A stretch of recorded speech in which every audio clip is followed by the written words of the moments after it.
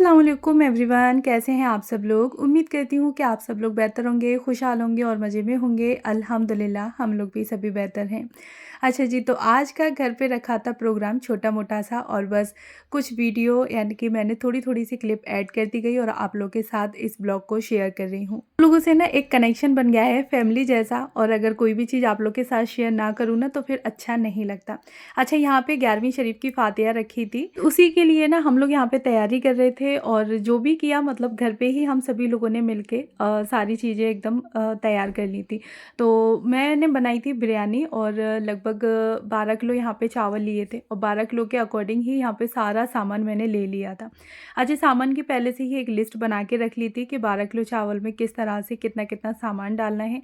अगर आप लोग भी अगर कोई भी घर में इस तरह से छोटा मोटा प्रोग्राम रख रहे हैं तो कोशिश कर सकते हैं कि आप लोग खुद ही मतलब सारी चीज़ें घर में ही प्रिपेयर कर लें। गोश्त वगैरह बनाना हुआ, बिरयानी बनानी हुई, तो एक देग मैंने घर पे ही अपने मतलब बना ली थी, और किसी भी पकैये वगैरह को नहीं बुलाया था। बिरयानी बनाने की जो प्रोसेस होती है तो वो तो आप सभी लोगों को पता ही है कि प्रोसेस वही सेम रहती है, लेकिन हाँ, चीज़ों का थोड़ा मतलब ज़्यादा हो जाता है, क्योंकि जब चावल इतने सारे हैं उसी के हिसाब से फिर गोश्त पड़ेगा, और उसी के अकॉर्डिंग फिर सारी चीज़ें पड़ती हैं। अच्छा, चच्ची आ गई थी मेरी, तो वो साथ के साथ मेरी थोड़ी हेल्प करवाती जा रही थी, और फिर मैंने ना सुबह उठते साथ ही घर की क्लीनिंग वगैरह कर ली थी, और क्लीनिंग के साथ ही ना फिर अपना जितना भी सामान था वो मैं मॉर्निंग से ही अपनी कटिंग वगैरह, चॉपिंग, ये सारी चीज़ें करती गई थी कि दोपहर के टाइम पे यानी कि ज़ोहर के बाद यहाँ पे फिर मैंने पकाने की स्टार्टिंग कर दी थी। बच्चे वगैरह बुलाने थे, खिलाने थे, थोड़े से गेस्ट वगैरह बुलाए थे, तो फिर उसी के अकॉर्डिंग यहाँ पे प्रिपरेशन चली थी। आग यानी कि चूल्हे में आग लगाने से पहले ना मैंने सारी चीज़ें ही कटिंग, चॉपिंग जो भी थी, पीसना वगैरह सारी चीज़ें करके रख ली थी। तो बस पहले ऑयल डाल दिया, भगोना अच्छे से गर्म कर लिया, फिर ऑयल डाल दिया। जब ऑयल हो गया था तो प्याज भून के निकाल ली बढ़िया तरीके से, और जब प्याज भून के निकाल ली थी उसके बाद वही गरम मसाले सारे, तेजपत्ता भी खड़े गरम मसाले होते हैं, सारे गरम मसाले हल्के से दरदरे करके आप डाल दें उसमें, और तेजपत्ता डाल दिया था। उसके बाद हरी मिर्चें डाल दी थी, और फिर वही गोश्त डालती चली गए थे। तो अच्छा, यहाँ पे मैंने ना चिकन की बिरयानी बनाई थी, और चिकन के अकॉर्डिंग यानी कि 12 किलो चावल लिए थे।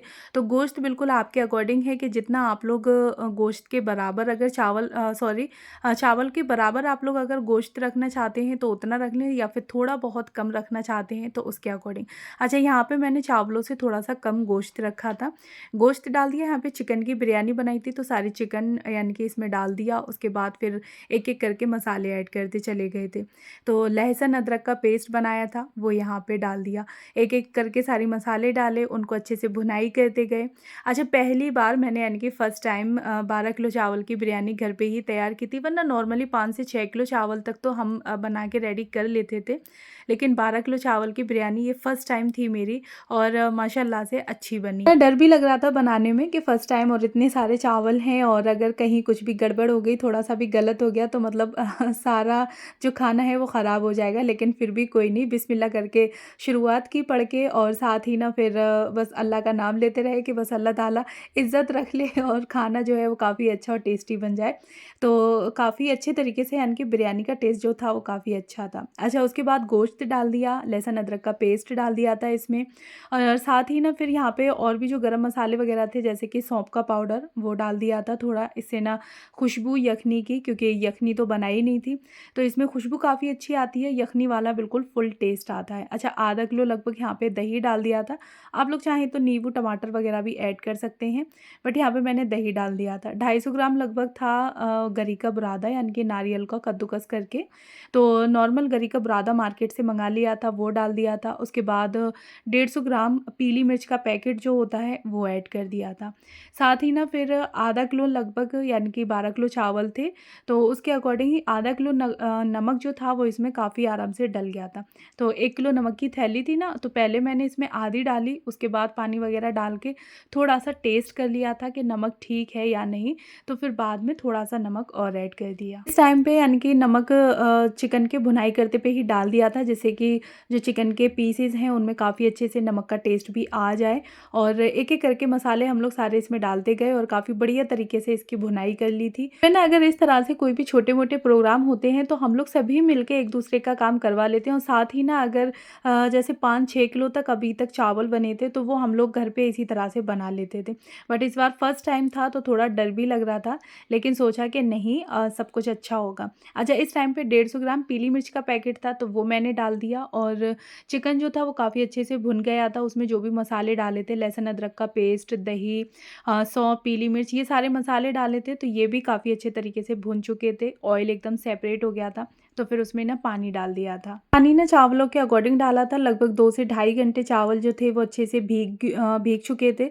तो पानी इतना डाला था कि चिकन के जितने भी पीस हैं वो काफ़ी अच्छे तरीके से नीचे, मतलब यानी कि डूब जाएँ, बिल्कुल भी दिखे ना। बस प्लेट ढक दी थी और फिर अच्छे से इसमें जब पानी में उबाल आ गया, उसके बाद चावलों का जो भी पानी था वो पानी निकाल दिया था। चावल एक जगह अलग कर लिए, यानी कि पानी सारा हटा दिया था और फिर बस वही भगोने में डाल के पकने के लिए छोड़ना था। अच्छा, छत पे ही चूल्हा वगैरह हम लोग बना लेते हैं जब भी अगर जैसे कुछ भी छोटा-मोटा प्रोग्राम होता है ना, तो साथ ही ना बच्चे भी खेल-कूद कर रहे थे वहीं पर।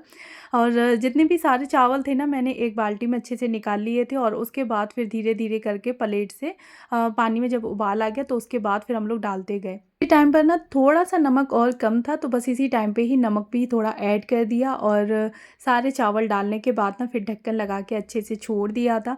और लगभग 2 बॉयल इसमें काफ़ी अच्छे तरीके से, यानी कि हाई फ्लेम पे खूब तेज़ आँच के साथ ले लिए थे।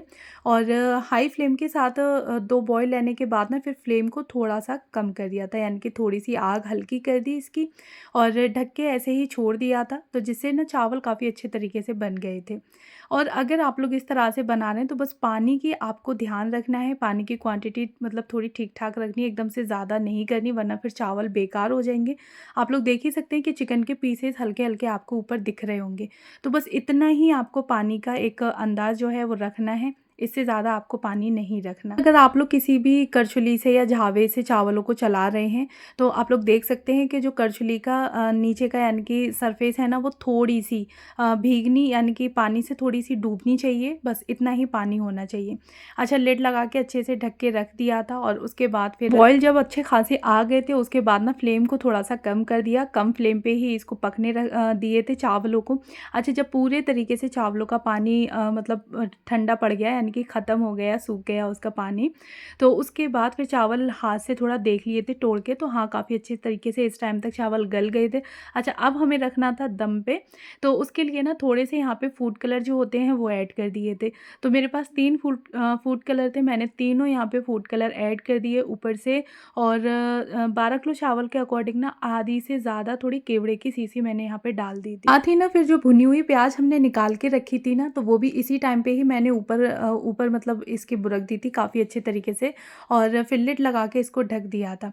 अच्छा, मैं यहाँ पे शूट नहीं कर पाई थी प्याज डालने का, लेकिन हाँ, प्याज निकाल के रखी थी तो वो इसी टाइम पे ही मैंने आधी प्याज डाल दी थी और आधी ना मतलब अलग से रख ली थी कि जो स्पेशल गेस्ट होंगे उनके सामने हम प्लेट में अलग से रख सकें।